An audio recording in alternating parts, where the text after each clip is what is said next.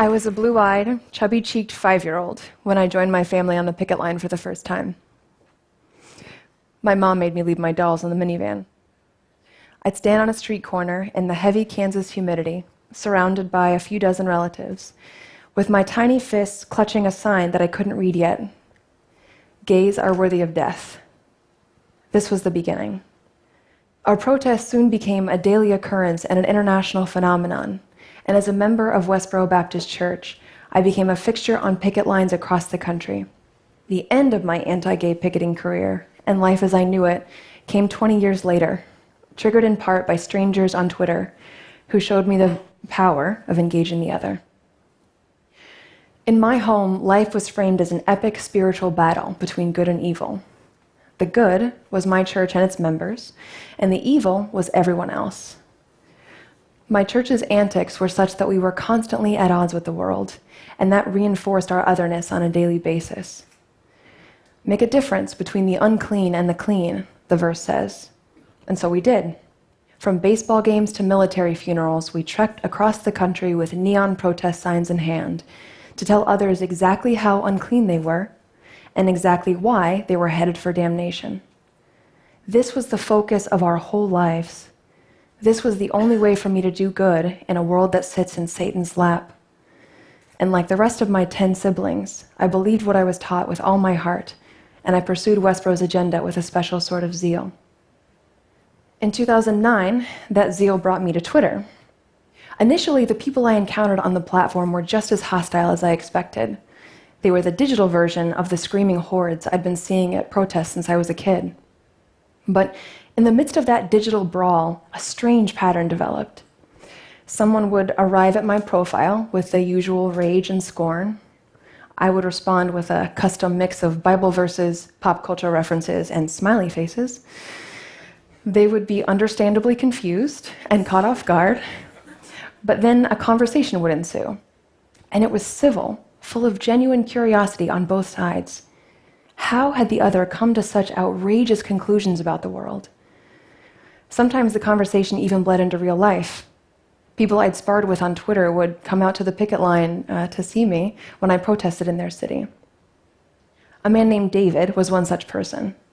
He ran a blog called Julicious, and after several months of heated but friendly arguments online, he came out to see me at a picket in New Orleans. He brought me a Middle Eastern dessert from Jerusalem, where he lives, and I brought him kosher chocolate and held a God hates Jews sign. There was no confusion about our positions, but the line between friend and foe was becoming blurred.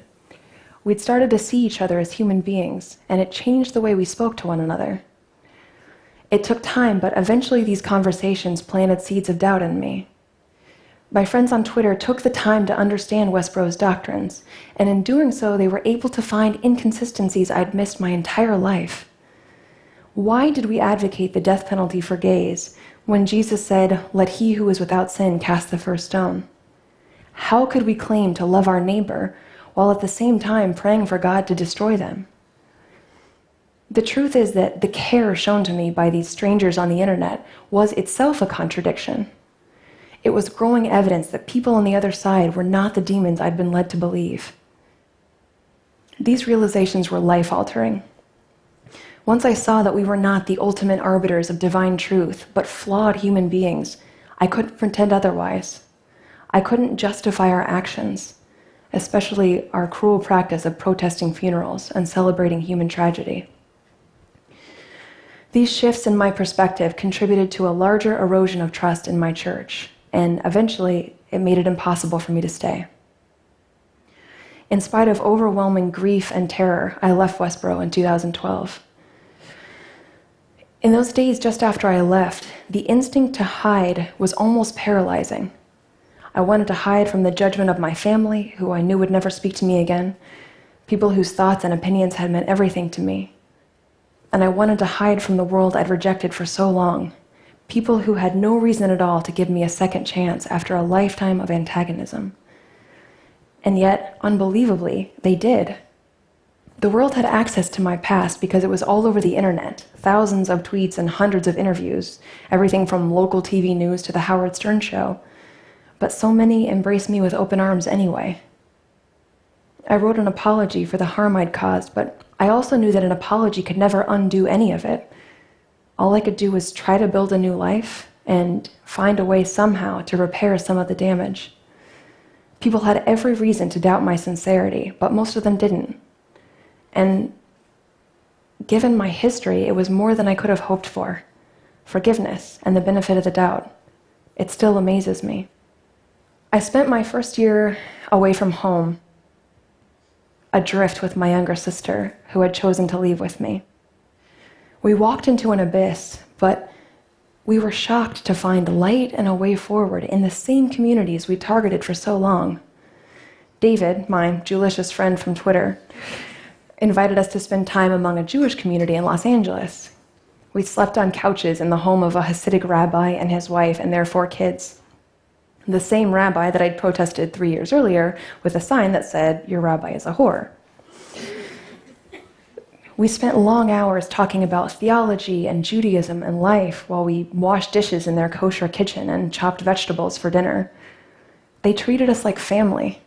They held nothing against us. And again, I was astonished. That period was full of turmoil, but one part I've returned to often is a surprising realization I had during that time, that it was a relief and a privilege to let go of the harsh judgments that instinctively ran through my mind about nearly every person I saw. I realized that now I needed to learn. I needed to listen. This has been at the front of my mind lately because I can't help but see in our public discourse so many of the same destructive impulses that ruled my former church. We celebrate tolerance and diversity more than at any other time in memory, and still we grow more and more divided. We want good things: justice, equality, freedom, dignity, prosperity. But the path we've chosen looks so much like the one I walked away from 4 years ago. We've broken the world into us and them, only emerging from our bunkers long enough to lob rhetorical grenades at the other camp. We write off half the country as out-of-touch liberal elites or racist, misogynist bullies. No nuance, no complexity, no humanity. Even when someone does call for empathy and understanding for the other side, the conversation nearly always devolves into a debate about who deserves more empathy. And just as I learned to do, we routinely refuse to acknowledge the flaws in our positions or the merits in our opponents. Compromise is anathema. We even target people on our own side when they dare to question the party line. This path has brought us cruel sniping, deepening polarization, and even outbreaks of violence. I remember this path. It will not take us where we want to go. What gives me hope is that we can do something about this. The good news is that it's simple, and the bad news is that it's hard. We have to talk and listen to people we disagree with.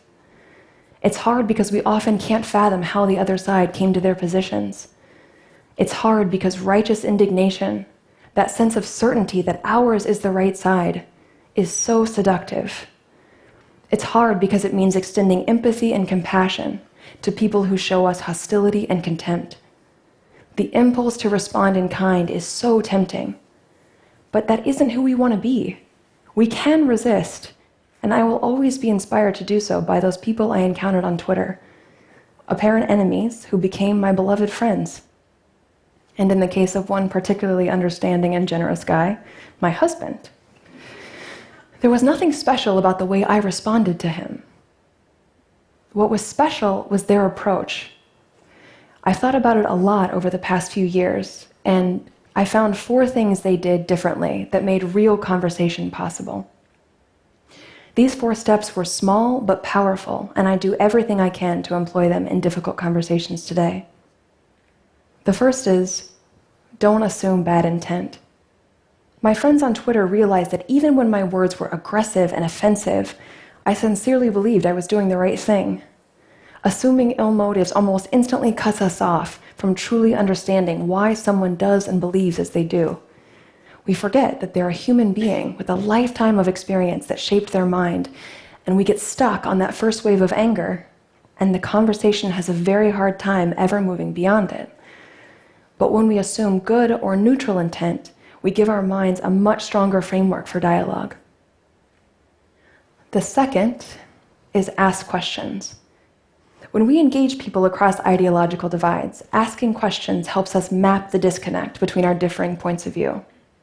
That's important because we can't present effective arguments if we don't understand where the other side is actually coming from, and because it gives them an opportunity to point out flaws in our positions.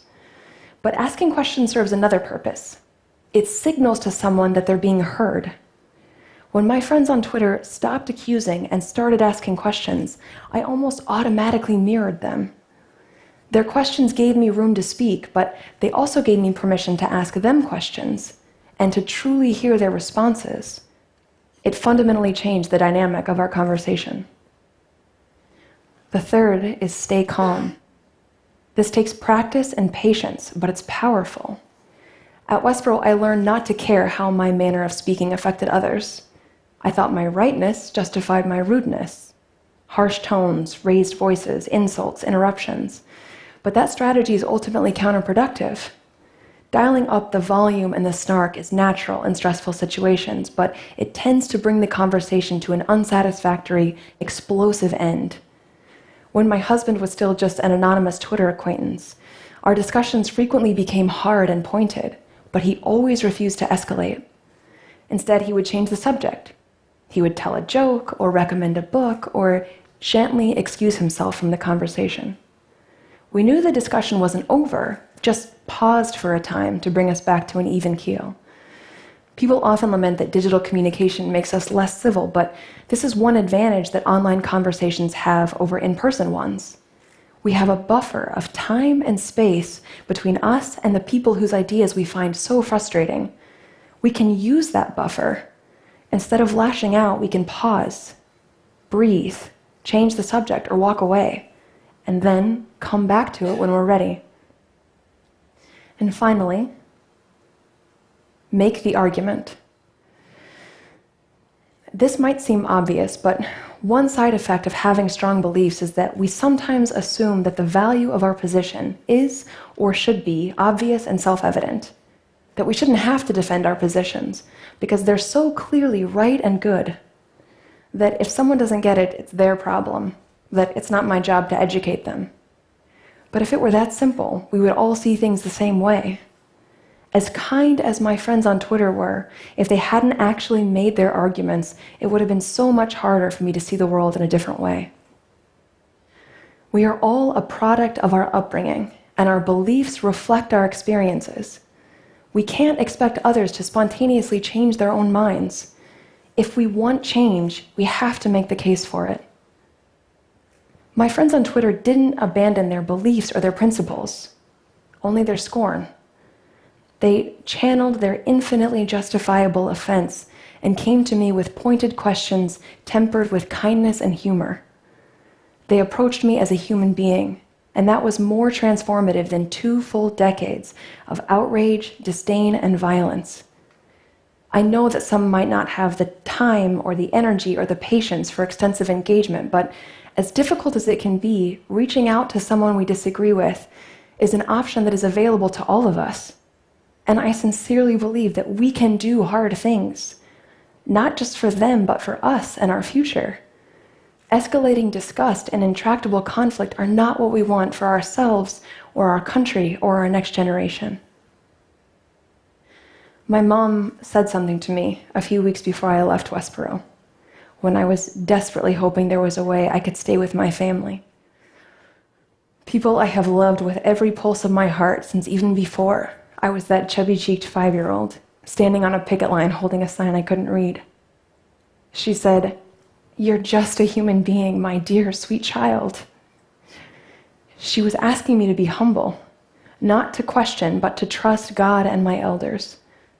But to me, she was missing the bigger picture, that we're all just human beings, that we should be guided by that most basic fact and approach one another with generosity and compassion. Each one of us contributes to the communities and the cultures and the societies that we make up. The end of this spiral of rage and blame begins with one person who refuses to indulge these destructive, seductive impulses.